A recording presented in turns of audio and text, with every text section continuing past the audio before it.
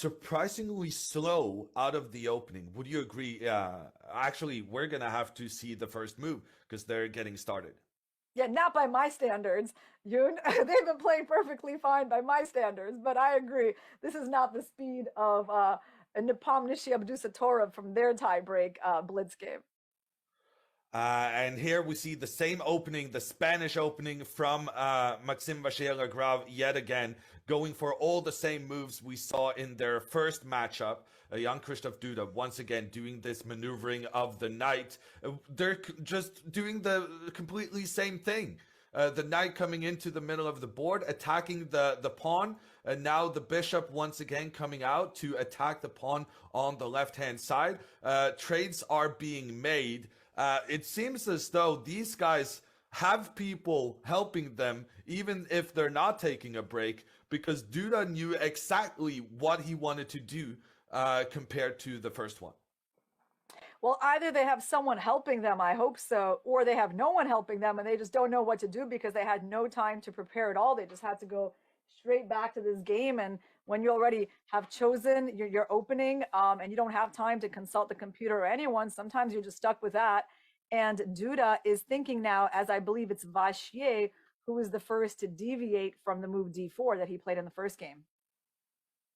And Duda spending his sweet time here, now 30 seconds down on the clock, feeling that this moment could be important for the whole course of the game.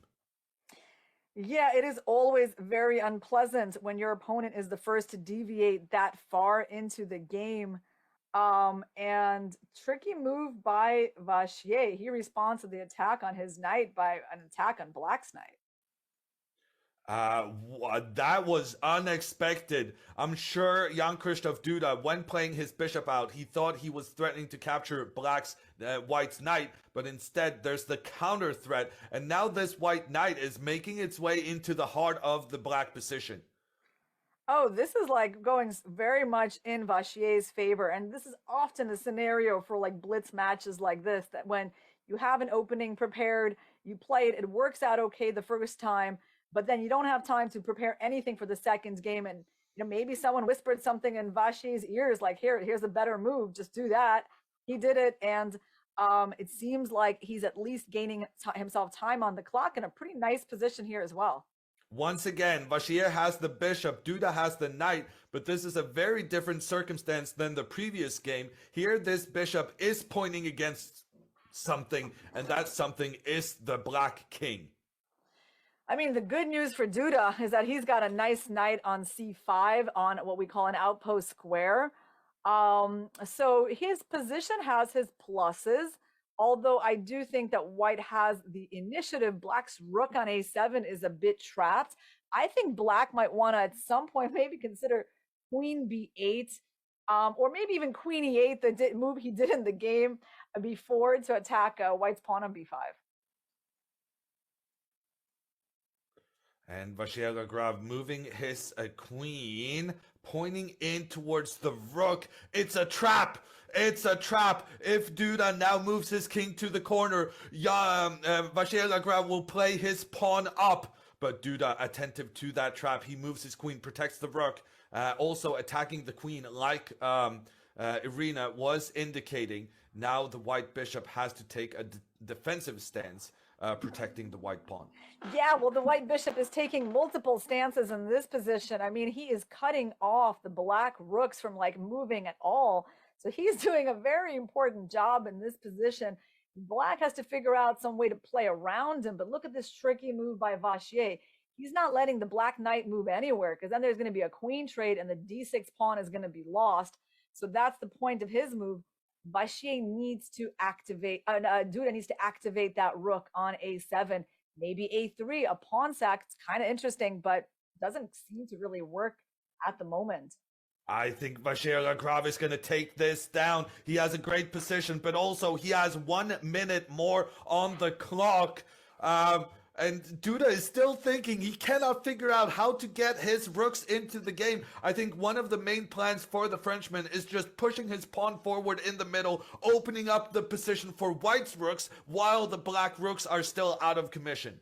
This is just so unpleasant for Duda. I mean, you can understand why he's not moving because he barely has any moves to play. And he's still not moving. He's down 1 minute and 40 seconds on the clock. This is a championship match point for Vachier-Lagrave. Duda does get his rook. Huge time advantage from Maxime, over 2 minutes. That little opening finesse that he played has given him just great chances to win this game. And he is pushing his pawn forward in the middle, trying to open up for White's rook to infiltrate. Jan-Krzysztof Duda offering the trade of queens.